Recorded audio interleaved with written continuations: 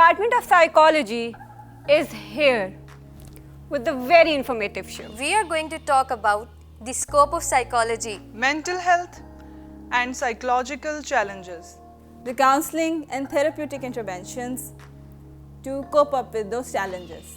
So, don't forget to watch A very different show, Psychologist of ISV.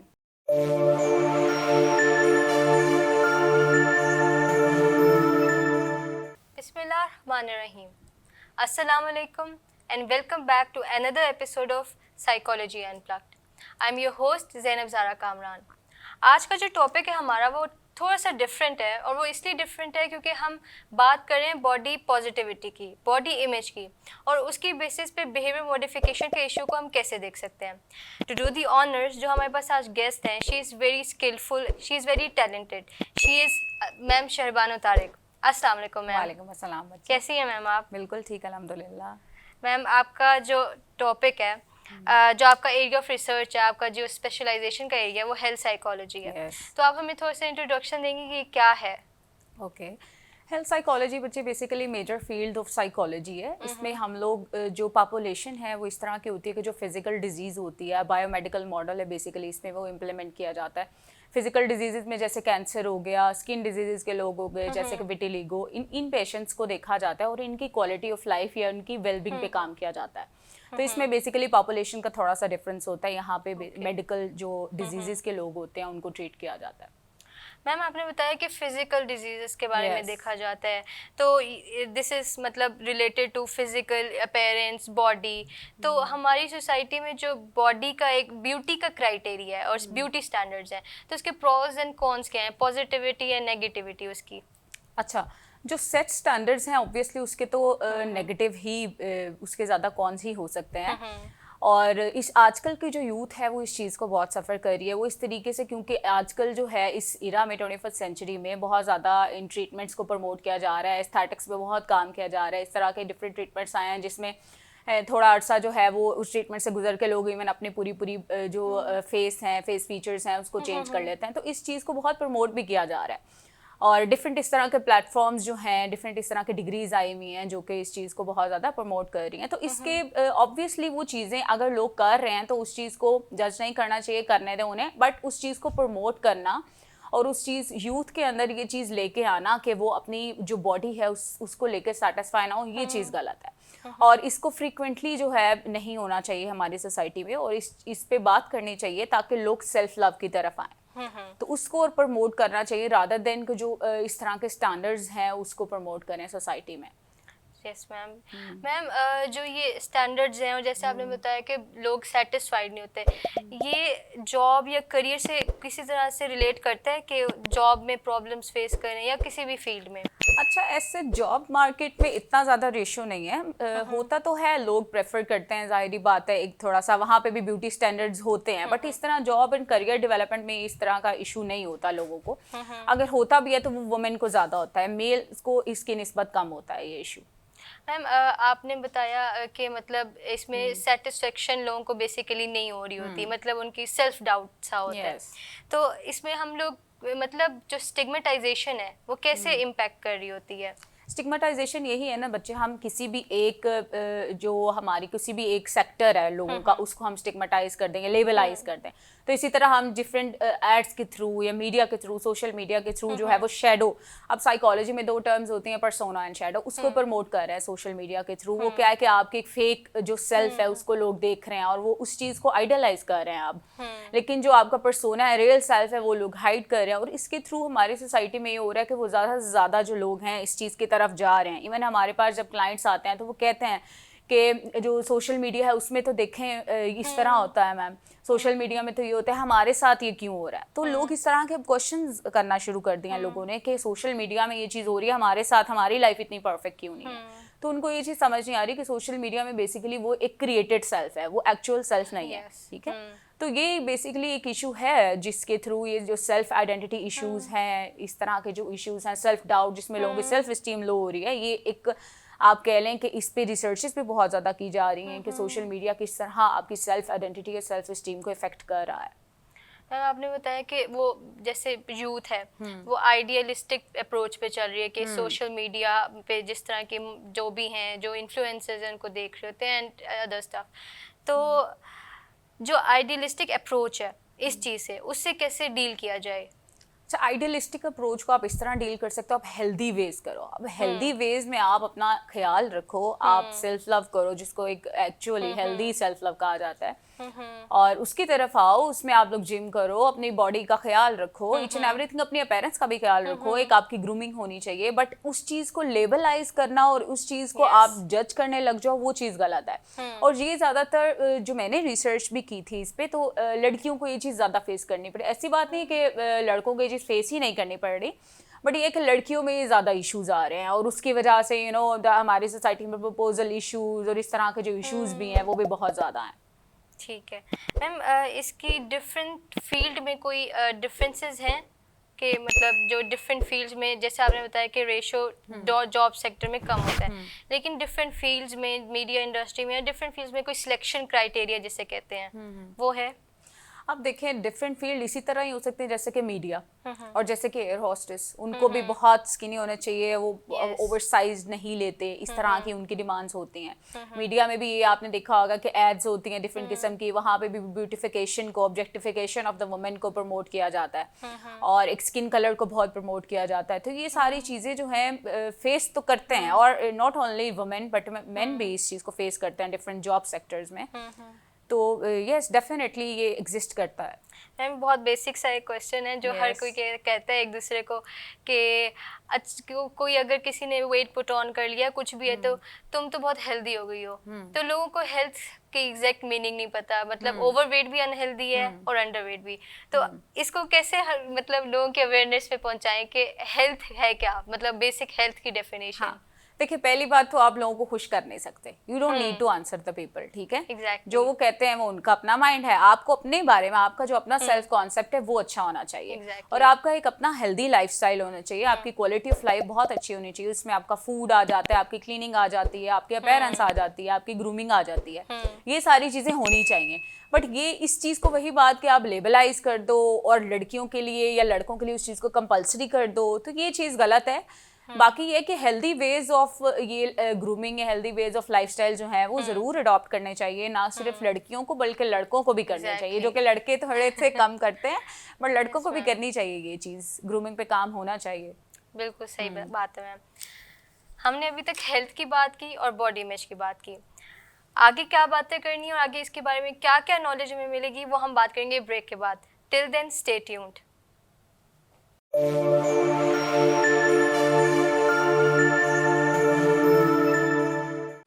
Institute of Southern Punjab Multan, the largest and pioneer degree awarding institute in South Punjab region. Free of cost बाहिफाजत, hostel से university और university से hostel, और ये सब मुमकिन किया ISP की बस सर्विस ने।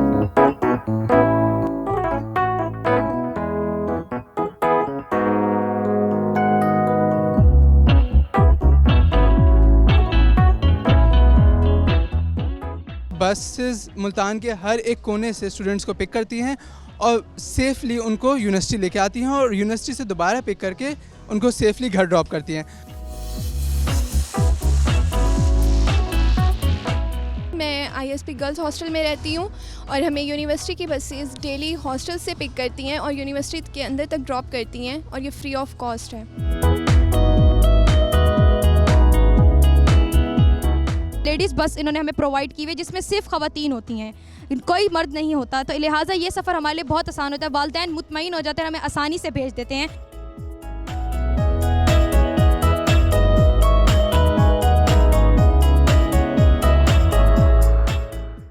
मैं ISP में 3 साल से एक स्टूडेंट में हूँ और 6 सेमेस्टर में हूँ, लेकिन अगर मैं यहाँ पे ISP की बसेस की बात करूँ तो मेरे पेरेंट्स को सेफ़्टी की कोई मसला नहीं होता, जिसकी वजह से मैं यहाँ पर बहुत ही आसानी से सुबह के टाइम और शाम के टाइम भी जा सकती हूँ। और ISP में ये मौजूद जो हमारी सहूलियात हैं वो कहीं पर भी और आपको नहीं मिलेंगी।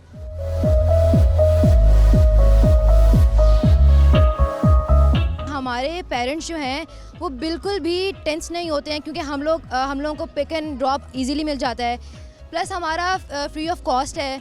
ईज़िली हम लोग सुबह सुबह आते हैं, हमें पता होता है कि हमने आना है, हमें टाइमिंग्स का पता होता है, हम आते हैं, यूनिवर्सिटी आते हैं। इसी तरह हम लोगों को वापसी का टाइम होता है, हम वापसी भी चले जाते हैं घर। तो पेरेंट्स को किसी किस्म की भी परेशानी नहीं होती है। 5 ईयर से यहाँ पे काम कर रही हूँ और यहाँ की इसकी सर्विस बहुत अच्छी है। यहाँ पे हम काफ़ी टाइम से यूज़ कर रहे हैं।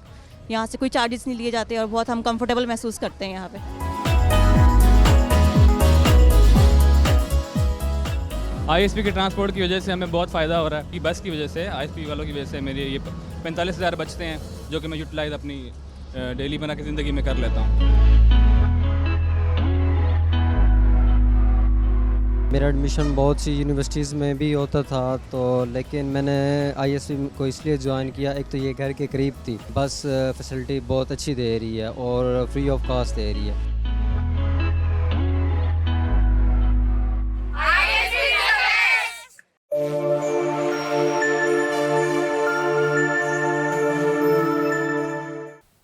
Welcome back.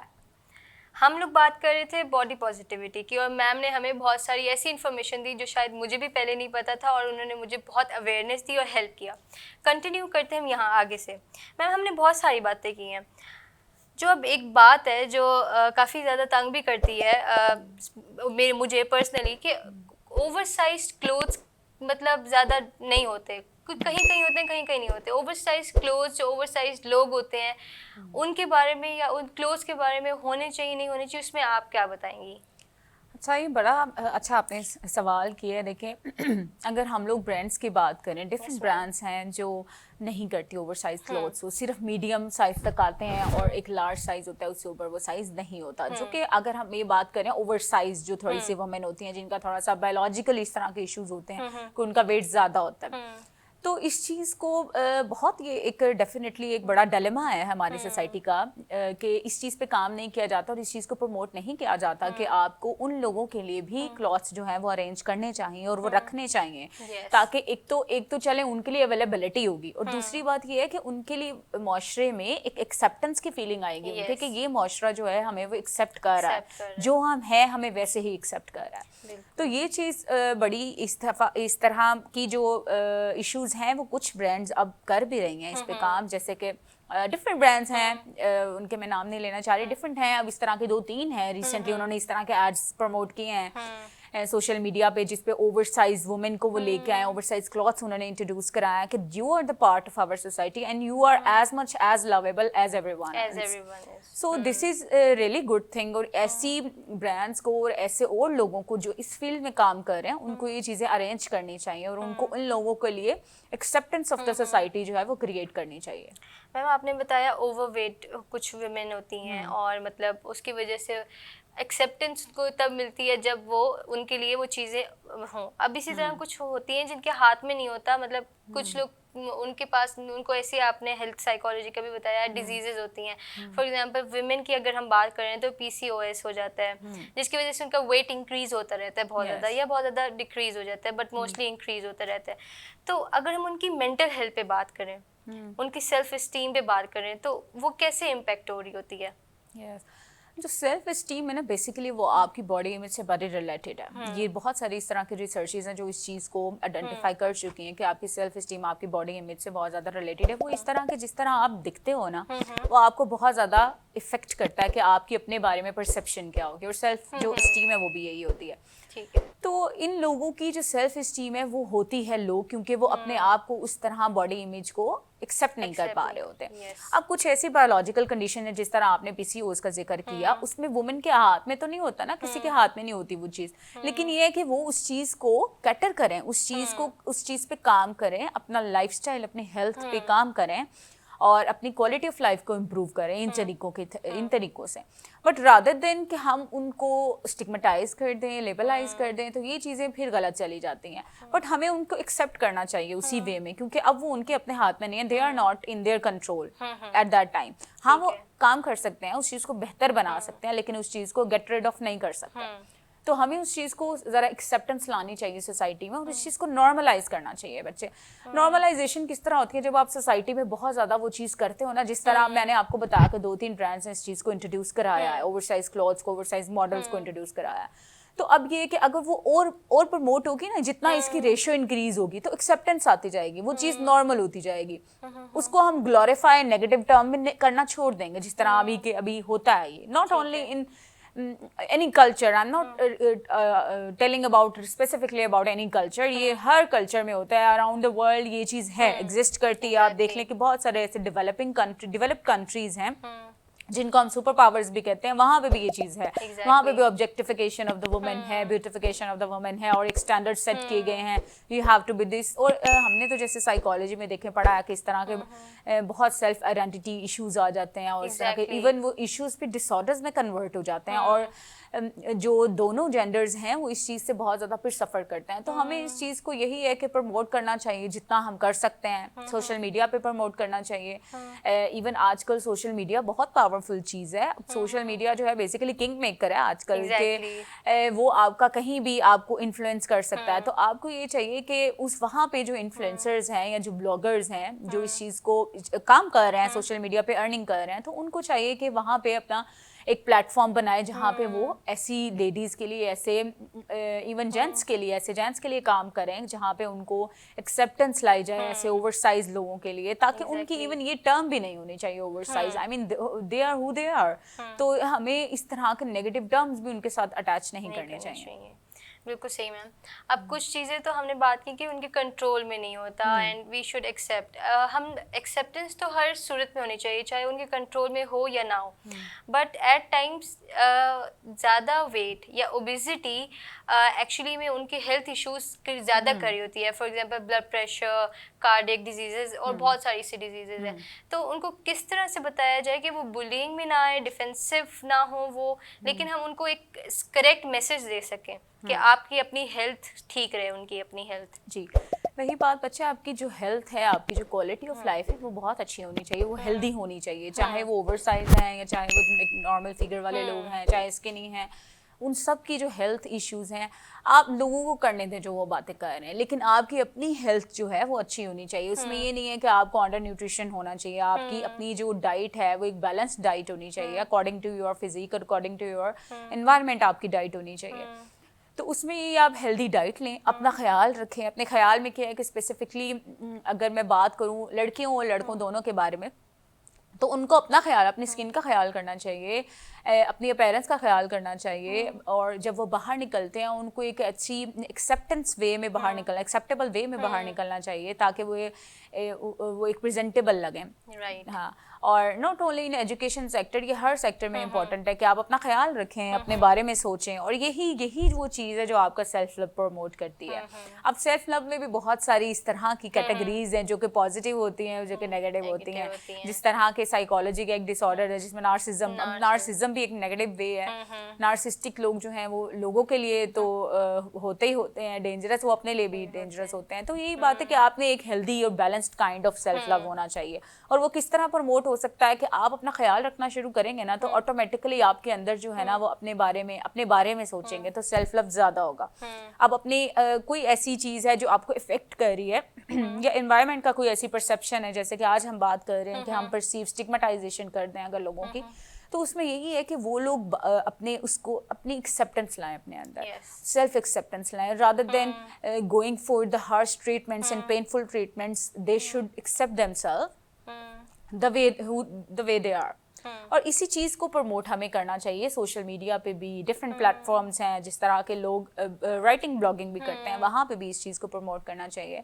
और डिफरेंट सेक्टर्स में भी इस चीज़ पे अवेयरनेस सेमिनार्स होने चाहिए, जहाँ पे ब्यूटिफिकेशन या जो बॉडी इमेज है, सेल्फ इस्टीम है, इस चीज़ पे बात होनी चाहिए। और इसमें साइकोलॉजिस्ट का बड़ा रोल है। और इवन ऑर्गेनाइजेशंस होते हैं, डिफरेंट तरह के सेक्टर्स होते हैं, इंडस्ट्रीज होती हैं, वहाँ पे साइकोलॉजिस्ट को जो है वो जाके बात करनी चाहिए, ताकि एम्प्लॉय की देखें सेल्फ जो वेलबींग है वो इम्प्रूव होगी। और दे विल वो अपने बारे में एक अच्छा फील करेंगे। तो जब इंसान अपने बारे में अच्छा फील करता है वही इंसान ज़्यादा प्रोडक्टिव भी होता है। आपने ये चीज़ देखी है कि ये भी रिसर्चेस हैं कि जितना सेल्फ लव ज़्यादा होगा वो अपने फील्ड में उतना अच्छा होगा, वो अपने रिलेशनशिप्स में उतना अच्छा होगा। तो ये सारी चीज़ें ना बहुत इंटरलिंक्ड है। तो अगर हम इस चीज़ पे काम करेंगे तो क्या पता हमारी सोसाइटी जो है वो बेहतर से बेहतर होना शुरू हो जाए। तो हम इसको कह सकते हैं ये मिथ नहीं है कि अगर हम हमारा मूड खराब है हम तैयार होंगे तो we will feel good about ourselves. Yes definitely it is really true. ये बिल्कुल सच बात है। इवन माई सेल्फ, मैं अगर तैयार हूँ तो I feel really vibrant and vibes बहुत अच्छी आती हैं आपको अपने आप से, दूसरों से। और अगर आप डल होते हो जिस दिन तो आपका काम करने का दिल नहीं कर रहा होता और डल वाइब्स रहती हैं सारा दिन। तो ये बहुत ज़्यादा इफेक्ट करती है ये चीज़। मैम ये जो सारी चीज़ें हैं अब इसमें कुछ ऑफ कोर्स लड़के भी और लड़कियां भी वैलिडेशन के लिए ना, लोगों के पॉजिटिव रिकॉर्ड के लिए और वैलिडेशन के लिए वो अपने आप को बहुत ज़्यादा स्किनी कर लेते हैं। तो मतलब ये वाली बॉडी पॉजिटिविटी, हेल्थ साइकोलॉजी, ये साइकोपैथोलॉजी से किस तरह से रिलेटेड है? हम ये देखें बच्चे, अब ऐसे बच्चों को जो बहुत ज़्यादा कॉन्शियस होते हैं, इसको बेसिकली कहते हैं कॉन्शियसनेस उनमें आ जाती है। तो कॉन्शियसनेस जो है वो एक लिहाज से अच्छी है, वही बात को उसको मॉडरेशन में रखा जाए। मॉडरेशन में आप अगर कॉन्शियस हैं, अगर आप अपने बारे में सोच रहे हैं तो वो बुरा नहीं है। लेकिन अगर वो फिर एक्सट्रीम्स में चला जाता है और वो डिफरेंट पेनफुल ट्रीटमेंट्स की तरफ चले जाते हैं और उस चीज़ के वो इतने यूज टू हो जाते हैं कि वो हर 6 मंथ बाद फिर उस चीज़ के सेशंस लेते हैं और ईच एंड एवरीथिंग, तो वो चीज़ गलत है। वही चीज़ वो फिर लेवलाइजेशन और उनकी ऑब्जेक्टिफिकेशन पे आ जाती है। अपना ख्याल रखें और अपना ख्याल रखेंगे तो लोग इर्द गिर्द भी पॉजिटिव रहेंगे, लोगों के साथ भी आप पॉजिटिव रहेंगे, इवन आप अपने फ्रेंड्स के साथ भी पॉजिटिव रहेंगे। तो ये चीज़ बड़ी ज़रूरी है आपके लिए। मैम आपसे हम लास्ट क्वेश्चन करेंगे और ये मुझे लगता है बहुत ज़रूरी क्वेश्चन है। तो हम सेल्फ केयर को कैसे प्रमोट कर सकते हैं? अच्छा, सेल्फ केयर की आप स्पेसिफिकली अगर बात करें तो उसको हम इस तरह प्रमोट कर सकते हैं, आप एक डेली रूटीन होनी चाहिए। You must have the routine in front of you कि मैंने आज करना क्या क्या है। और वो आपकी स्टडी रिलेटेड नहीं होना चाहिए, आपकी सेल्फ लव से रिलेटेड होना चाहिए। तो उसमें क्या है कि आप अपनी सारा लिखो कि आज के दिन में मैंने ये चीज़ यूज़ करनी है, या मैंने अपना ये ड्रेस पहनना है और मैंने ये ज्वेलरी लड़कियों के लिए स्पेसिफिकली कैरी करनी है, या मैंने इस जगह पे जाना है जहाँ मैं जाके अच्छा फील करता हूँ। तो ये सारी चीज़ें बेसिकली सेल्फ केयर में आ जाती हैं। उसमें आप अपने फेस का केयर करें, अपने बालों का केयर करें, अपनी सारी जो बॉडी है उसके बारे में अपने केयर करें। तो ये सारी चीज़ बेसिकली सेल्फ केयर में आ जाती है और ये बहुत ज़रूरी है। और सिर्फ लड़कियों के लिए नहीं, लड़कों के लिए भी बहुत ज़रूरी है, आपकी हेल्थ के लिए बहुत ज़रूरी है। इवन हेल्थ साइकोलॉजी में जो मेंटेनेंस ऑफ द हेल्थ है, बेसिकली वो इस चीज़ पे काम करती है, मेंटेनेंस ऑफ द हेल्थ, कि आप किस तरह हमारी सोसाइटी में जो हेल्थ है उसको प्रमोट किया जा सकता है, लोगों की क्वालिटी ऑफ लाइफ को, लाइफस्टाइल को किस तरह इम्प्रूव किया जा सकता है। Exactly. Thank you so much ma'am. आपने बहुत अच्छी बातें बताई और बॉडी पॉजिटिविटी वाकई में दी। आई होप जो व्यूअर्स हैं उनको भी बॉडी पॉजिटिविटी मिली होगी एंड आई होप कि आप लोग अब इस चीज़ पे यकीन करेंगे कि अगर आप लोग का मूड ख़राब है, आप लोग उदास हैं, तो आप लोग तैयार हो जाएं और अपने ऊपर सेल्फ केयर करें और सेल्फ लव शो करें। खुद से भी, दूसरों को भी आप अनकंडीशनल पॉजिटिव रिकॉर्ड दें। इसी के साथ साइकोलॉजी अनप्लग की ये एपिसोड ख़त्म होती है। हम अगले एपिसोड में आएंगे न्यू टॉपिक के साथ। टिल देन स्टे ट्यून्ड और अपना बहुत सारा ख्याल रखिएगा। अल्लाह हाफिज़।